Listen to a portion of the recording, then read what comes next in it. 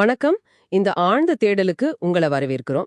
இன்னைக்கு நாம பைபிள்ல இருந்து மத்தேயு எழுதின சுவிசேஷம் அதிகாரம் 9 பத்தி கொஞ்சம் விரிவாக பார்க்க போறோம்.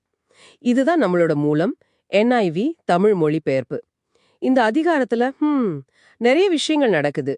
இயேசுவோட செயல்கள், அவர் செஞ்ச அற்புதங்கள், போதனைகள், அப்புறம் அதுக்கு ஜனங்க எப்படி எதிர்வினை ஆற்றினாங்கன்னு இது எல்லாத்தையும் பார்க்கலாம்.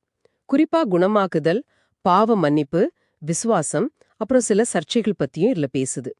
சரி, ஆரம்பிக்கலாமா? முதல்ல ஒரு பெரிய சம்பவம் நடக்குது இல்ல? ஆமா, அந்த பக்கவாதத்தால் பாதிக்கப்பட்ட மனிதரை கொண்டு வராங்க. ஆனா அங்க இயேசு முதல்ல செஞ்சதுதான் ரொம்ப, எப்படி சொல்றது, கவனிக்க வேண்டிய விஷயம். ஆமா, அவர் நேரா குணமாக்காம.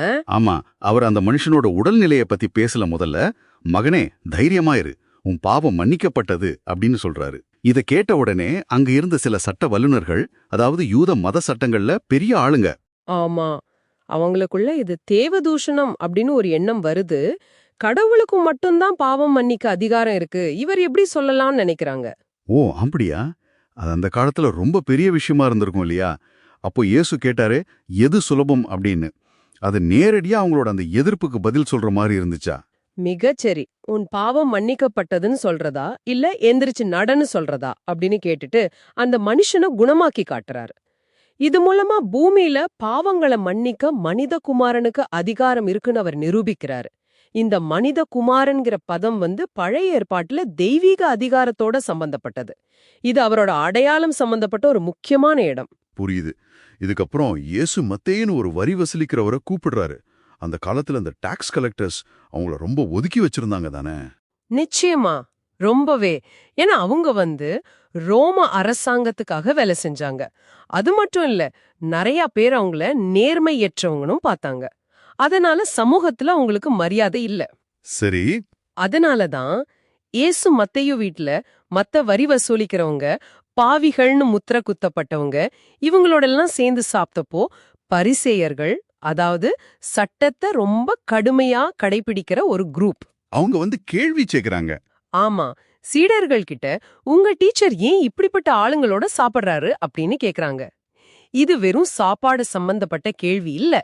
இவங்களோட சேர்றதுனால தங்களோட அந்த மத ரீதியான தூய்மை போயிடும்னா உங்க பயந்தாங்க.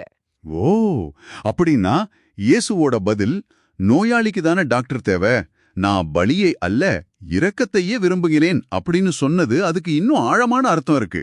சடங்கை விட மனுஷங்க மேல அன்பு காட்டுறது முக்கியம்னு சொல்றாரு. ஆமா, அதுதான் அவரோட மொத்த ஊழியத்தோட மைய கருத்துனே சொல்லலாம். அவர் நீதிமான்களை தேடி வரல, பாவிகளை மனம் திரும்ப கூப்பிடத்தான் வந்தேன்னு சொல்றாரு. இந்த மனநிலை தான் அடுத்த சம்பவத்துக்கும் அடிப்படையா இருக்கு. அடுத்ததா அந்த நோன்பு பத்தின கேள்வி வருது.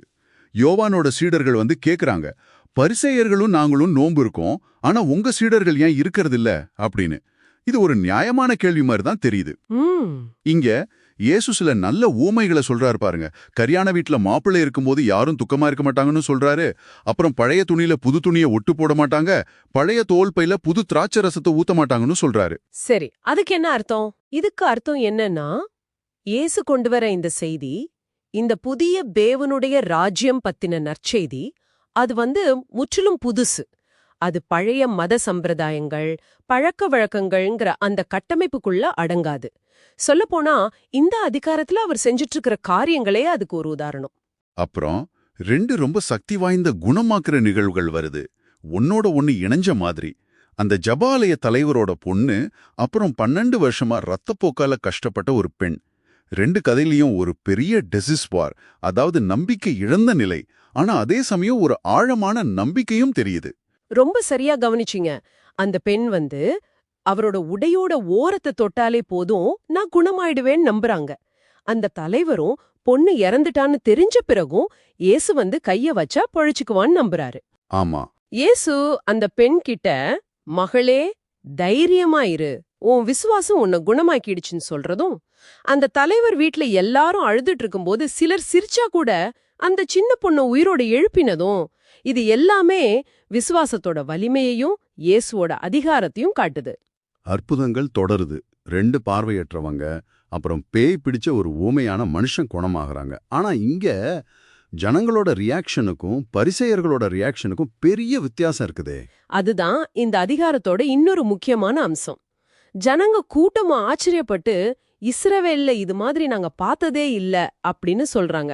ஆனா பரிசேயர்கள் அதே அற்புதத்தை பார்த்துட்டு பிசாசுகளோட தலைவனை வச்சுதான் இவன் பிசாசுகளை ஓட்டுறான் அப்படின்னு குற்றம் சாட்டுறாங்க. ஒரே செயல், ஆனா பார்வை எவ்வளவு மாறுபடுது பாருங்க. ஆமா, இது இயேசுவோட ஊழியத்துக்கு எதிர்ப்பு அதிகமாயிட்டே போறத காட்டுது. இறுதியா இயேசு ஜனங்களை பார்த்து ரொம்ப மனசுருகி போறாருன்னு பாக்குறோம். மேய்ப்பன் இல்லாத ஆடுங்க மாதிரி அவங்க கஷ்டப்பட்டு சிதறி போயிருக்காங்கன்னு அவர் உணர்றார். அந்த இரக்கம்தான் அவரோட செயல்களுக்கு பின்னால இருக்கிற உந்து சக்தி.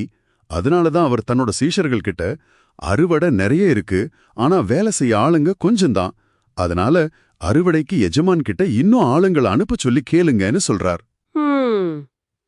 இது அவரோட பணிக்கு எவ்வளவு தேவை இருக்கணும், அதுக்கு இன்னும் நிறைய பேர் வேணும்னு சொல்ற மாதிரி இருக்கு. சரிதான், இது ஒரு பெரிய அழைப்பு மாதிரி. ஆக இந்த 9வது அதிகாரம் உண்மையிலேயே நிறைய விஷயங்களை உள்ளடக்கி இருக்கு.